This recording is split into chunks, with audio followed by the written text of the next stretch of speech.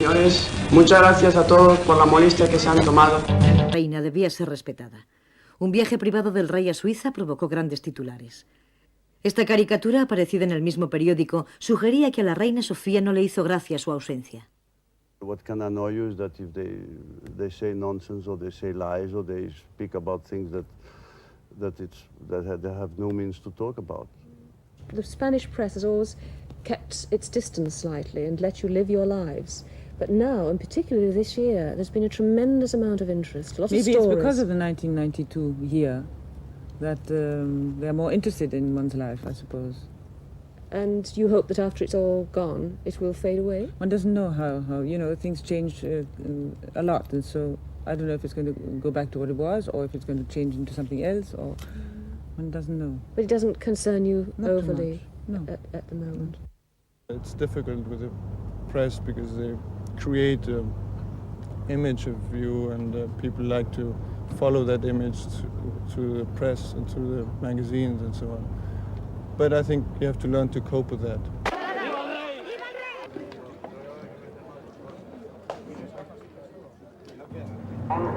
Have you ever won your own cup, sir? Yes, about 3-4 times. Isn't it a bit embarrassing to win your own cup? No. Why not? Well, because it's competition and the best one wins. If you're not the best one, you don't win. Doesn't matter if you're king or you're not king.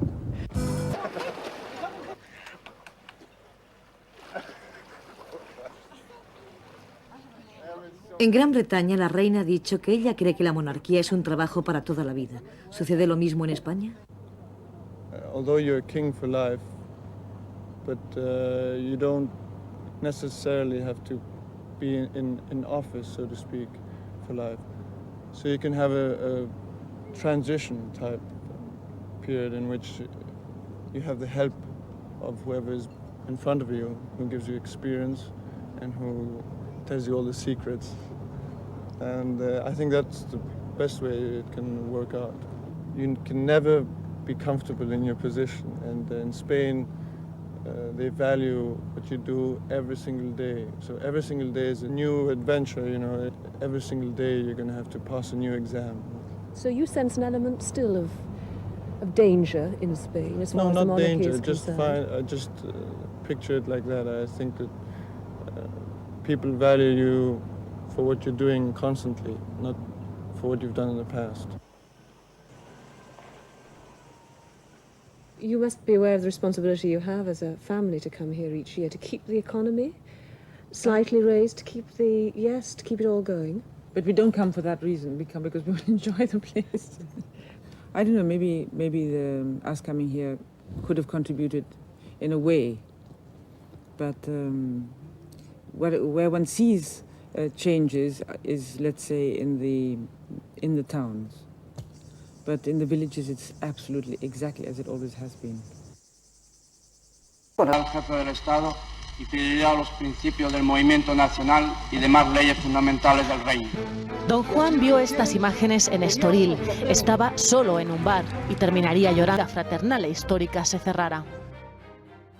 Majestad, por España, todo por España. ¡Viva España! ¡Viva el rey! A medida que fueron pasando los años, fue el mejor de los consejeros que tuve y lo tengo siempre presente. Y me acuerdo muchas veces de él. Lealtad al jefe del Estado. Fue el día de su juramento como sucesor de Franco. Por fin Juan Carlos sería algún día rey, pero jurando unas leyes que podían comprometerle en el futuro.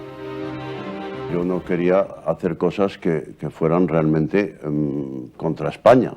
Entonces, siempre el Torcuato me tranquilizó diciendo que la ley se cambia con otra ley. El rey obligeant à entrer qui nous a aidés.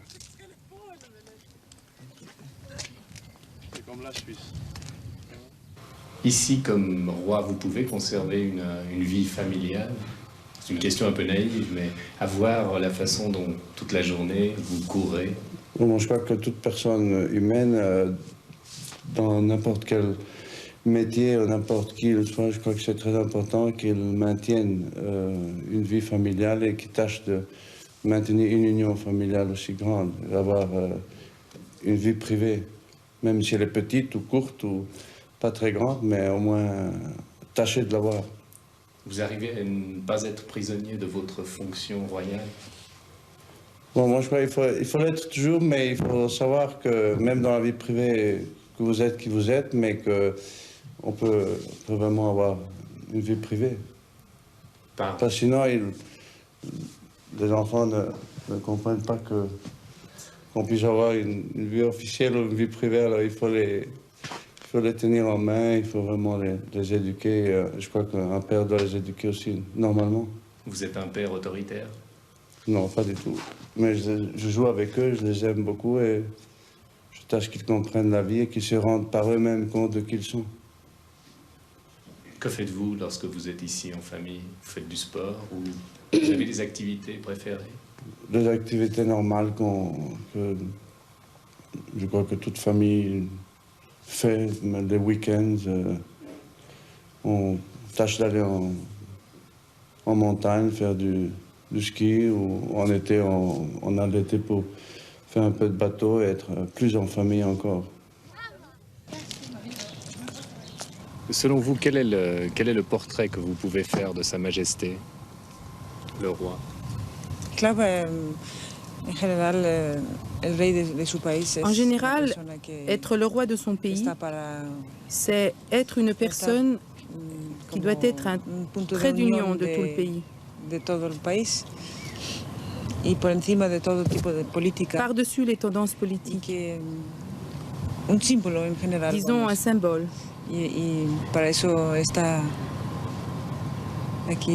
Vous le trouvez très différent entre son rôle officiel de roi et son rôle de père de famille?